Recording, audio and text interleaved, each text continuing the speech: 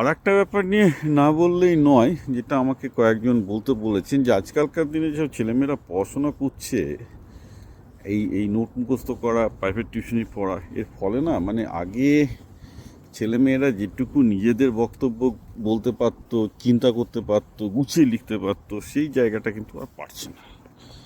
এবং এটার জন্য কেউ হয়তো এমএসসি ডিগ্রি, মানে সরি এমএ ডিগ্রি, সে বাংলায় হোক ইংরেজি তো পাক না কেন, তাকে দিয়ে কিন্তু কোনো কাজ হচ্ছে না।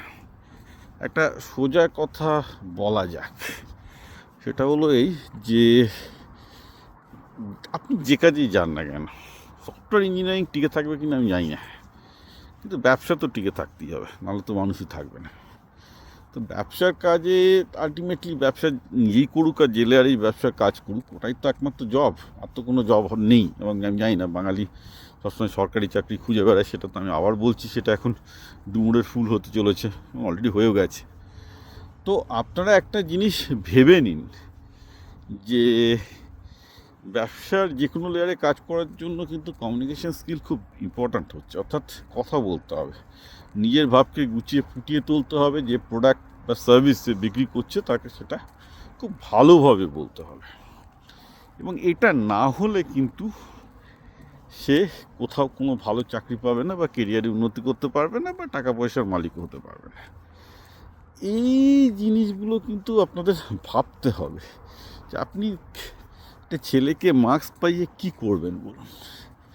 I don't know, what is the value of the marks. আমি এটা নিয়ে অনেক ভিডিও করেছি, মাধ্যমিক উচ্চ মাধ্যমিক, এখানে মার্কসের কোনো ভ্যালু নেই, কেন ভ্যালু নেই সেগুলো বলেছি। কিন্তু মিনিমাম যে স্কিলগুলো থাকা দরকার, একটা এক্সপেক্ট করা একটা ছেলে যে গ্র্যাজুয়েশন করেছে, সে গুছিয়ে নিজের মনের ভাবটা বলতে পারবে। মানে একটা ক্লাস 8-এর ড্রপ আউট আর একটা যারা এমএমএসসি করেছে, তাদের মধ্যে এইটুকু তো পার্থক্য থাকা উচিত যে যে ছেলেটা এমএমএসসি করেছে সে তার নিজের কথাগুলো অন্তত গুছিয়ে বলতে পারবে।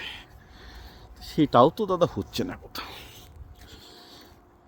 আমি জানি না, মানে আলটিমেটলি পশ্চিমবঙ্গের শিক্ষা ব্যবস্থা যে মানে কী বাজে অবস্থায় চলে গেছে আমি বোঝাতে পারবো না। ইনফ্যাক্ট আপনি ভেবে দেখুন, যারা স্থানীয় জায়গায় ছোটো ছোটো গ্রাম শহরগুলোতে ব্যবসা করছে, তারা তো তাদের সেকেন্ড লেয়ার অফ কমান্ড পাচ্ছেই না। ট্যালি ফ্যালি তো দূরের কথা, যেগুলো স্কিল, একটা খুব সাধারণ স্কিল যে গুছিয়ে তাদের হয়ে কথা বলতে পারবে কাস্টমারের কাছে, বা একটু ভেবে চিন্তা করতে পারবে, সেই চিন্তার লোকটাকে তো পাচ্ছি না।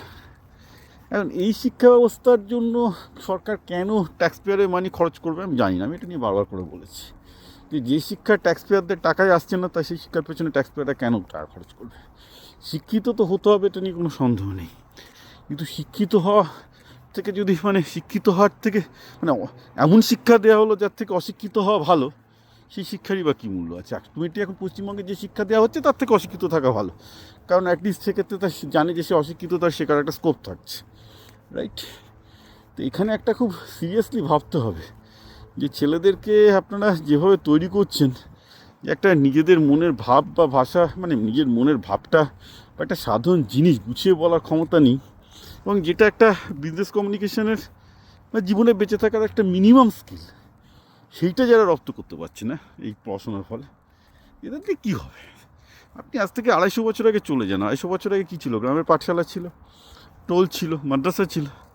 সেইখানে অ্যাটলিস্ট যে ছেলেগুলো মেয়েগুলো পড়াশোনা করতো, যে ছেলেগুলো পড়াশোনা করতো, তারা তো ওইটুকু করতে পারতো যে নিজের সমস্যাটাকে অ্যাটলিস্ট গুছিয়ে বলতে পারতো। এখন তো আপনি এমন একটা এডুকেশন সিস্টেম তৈরি করেছেন, মানে বোধহয় 1-2% ছেলে হয়তো বলতে পারবে যে তাদের সমস্যাটা কোথায়, তারা কী ইয়ে করছে। Big time problem.